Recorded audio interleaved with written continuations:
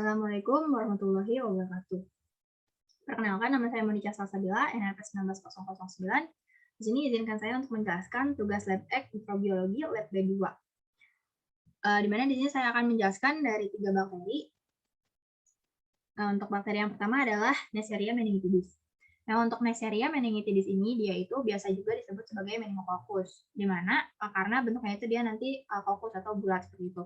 Dan Neisseria meningitidis ini dia itu pertama kali ditemukan di Geneva, Swiss. Di mana dulunya itu dia disebut sebagai meningitis epidemika. Nah, untuk Neisseria meningitidis ini dia menyebabkan penyakit meningitis. Meningitisnya ini dia biasanya menyerang pada anak-anak. Untuk meningitis sendiri dia itu adalah peradangan yang terjadi pada meningen. Meningen itu adalah lapisan pelindung yang menyelimuti otak dan juga saraf tulang belakang seperti itu. Dan untuk port d'entrée atau jalur masuknya dari bakteri ini adalah melalui nasofaring. Lanjut ke mikroskopiknya. Nah, di sini untuk mikroskopiknya sendiri, untuk bentuknya ini dia kokus atau bulat seperti ini, dan susunannya itu dia berpasangan. Dan terlihat pada gambar bahwa untuk bakteri ini tuh dia berpasang-pasangan, tidak ada yang sendiri-sendiri seperti itu. Dan biasa juga disebut sebagai diplococcus. Nah, untuk warnanya sendiri di sini terlihat bahwa warna itu dia merah. Lalu untuk sifatnya sendiri di sini gram negatif, dan untuk pewarnaan metodenya itu dia pewarnaan gram. Untuk ukurannya sendiri antara 0,6 sampai dengan 0,8 mikrometer, dan dia itu memiliki villi dan juga memiliki kapsul. Lanjut ke makroskopiknya. Nah, di sini di gambarnya ini adalah kultur pada blood agar, di mana di kultur di blood agar itu akan terlihat bahwa koloninya itu lembab, menonjol, licin, juga jernih, mengkilap, bulat, dan juga cembung. Selain pada kultur di blood agar, sebenarnya bakteri ini juga bisa dikultur pada agar coklat, yang dimana untuk koloninya sendiri di agar coklat itu sama seperti pada blood agar. Dan untuk Neisseria meningitidis ini dia itu optimal pada suhu 30 derajat Celcius dan pH-nya itu 7,4. Selanjutnya juga bakteri ini tuh dia bersifat kapnofilik atau dia itu memerlukan karbon dioksida untuk tumbuhnya seperti itu. Lanjut pada uji biokimianya. Untuk uji biokimia di sini saya menggambarkan pada uji CTA testnya. Nah, di sini ada perubahan warna dari glukosa dan juga maltosa.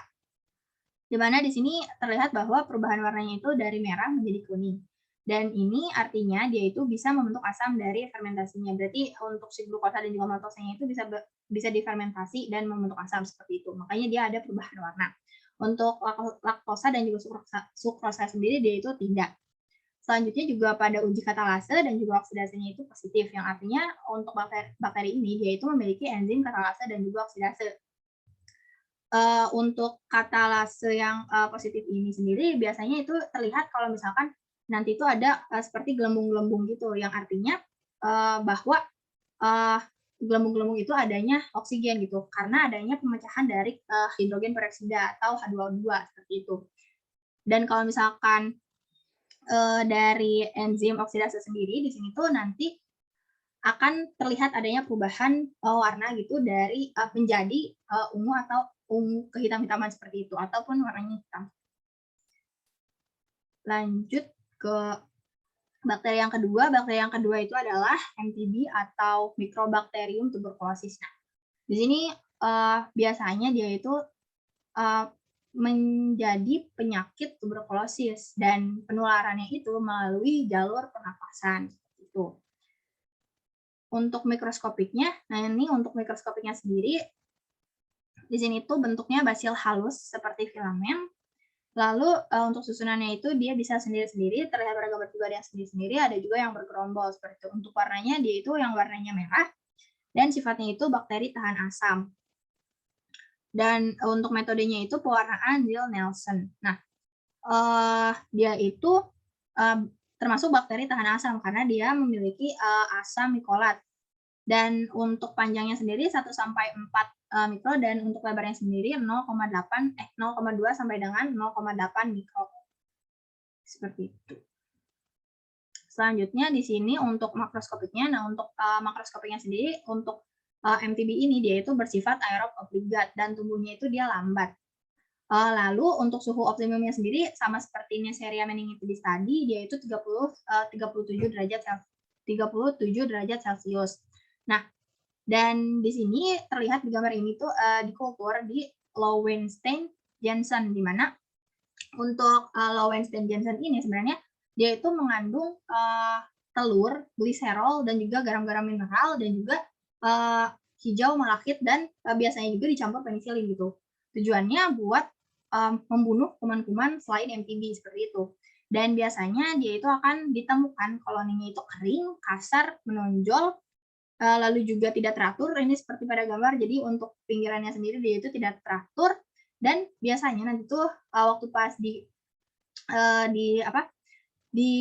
spread yang pertama kali itu dia warnanya itu masih putih seperti itu, tapi nanti lama-lama itu menjadi krim, putih seperti krim terlebih dahulu, nanti terus lama-lamanya itu nanti baru menjadi agak kuning seperti itu. Nah, ini untuk uji biokimianya. Untuk uji biokimianya sendiri di sini untuk pembentukan niasinnya itu positif, yang artinya dia itu membentuk niasin. Lalu untuk reduksi nitratnya juga dia positif. Untuk reduksi nitratnya ini berarti kalau misalkan positif, bakteri ini tuh dia bisa memecah dari nitrat menjadi nitrit. Bisa mereduksi, mohon maaf. Dia itu bisa mereduksi nitrat menjadi nitrit.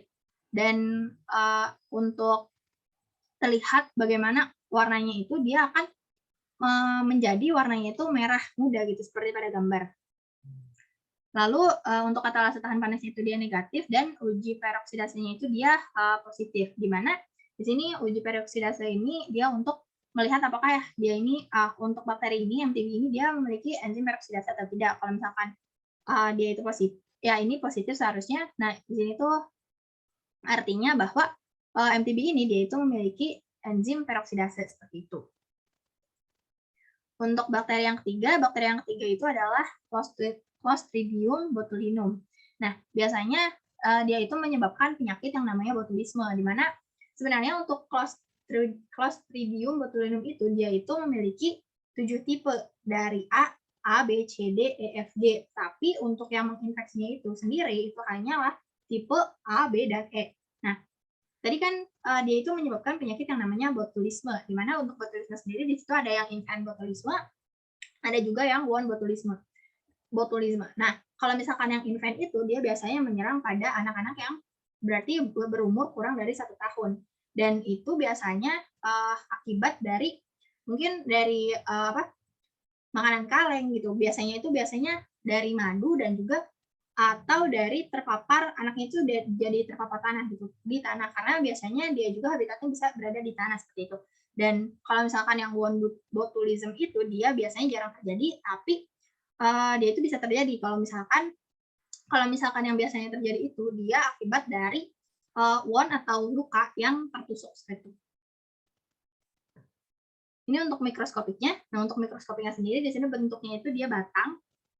Nah, ini bentuknya itu batang, dan susunannya itu tunggal, ataupun bisa tunggal sendiri seperti ini ataupun berpasangan. Warna ini terlihat warnanya ungu. Warna ungu berarti gram positif pada metode pewarnaan gram seperti itu. Nah, dia itu juga berukuran 5 mikro dikali 1 mikro dan tidak memiliki simpai. Tapi dia itu memiliki flagel peritrik, atau flagelnya itu berarti ada di semua permukaan dinding selnya seperti itu. Lalu dia juga terlihat kalau misalkan seperti drumstick gitu, karena untuk di ujungnya sendiri dia itu ada spora gitu, endospora yang membengkak seperti itu. Jadi terlihat bahwa kayak raket ataupun kayak drumstick. Nah, ini untuk makroskopiknya. Untuk makroskopiknya sendiri di sini bisa dikultur di sini tuh gambarnya di blood agar. Nah, kalau misalkan di blood agar ini dia akan terlihat koloninya itu dia berwarna putih sampai keabu-abuan, berbentuknya itu bulat atau tidak terlihat tidak beraturan, dan juga biasanya menunjukkan beta hemolitik atau hemolisis yang sempurna gitu. Ditandai bahwa kalau misalkan beta hemolitik itu jadi untuk agar darahnya sendiri juga dia terlihat memudar gitu, warna itu jadi kayak warna bening seperti itu. Nah, untuk makroskopiknya sendiri ini juga bisa dilihat dia itu dikultur di agar kuning telur atau egg yolk agar. Dimana untuk egg yolk agar ini dia itu koloninya biasanya terlihat ada seperti pearly layer atau lapisan yang seperti putih mutiara gitu yang menutupi dari koloni bakterinya. Selanjutnya adalah ini uji biokimianya. Untuk uji biokimianya sendiri di sini dia itu bisa meragi glukosa dan juga maltosa, yang dimana dari yang tadi yang warnanya merah dia akan berubah menjadi warna kuning seperti pada gambar ini. Dan untuk glukosa dan maltosa itu ya dia glukosa dan maltosa yang berwarna kuning ini berarti dia itu membentuk asam dan juga ada membentuk gasnya seperti itu. Dan itu untuk semua jenis yang tadi, yang dari A sampai A sampai G dan yang tadi. Nah, lalu juga untuk Clostridium botulinum sendiri di sini sebenarnya bisa dibedakan dari sifat biokimianya, di mana ada yang proteolitik, ada yang juga sakarolitik, tapi tidak proteolitik. Untuk yang proteolitik sendiri dia itu yang A, yang B, dan juga yang F. Kalau misalkan yang sakarolitik tapi tidak proteolitik itu tuh ada yang C, yang D, dan juga yang E seperti itu.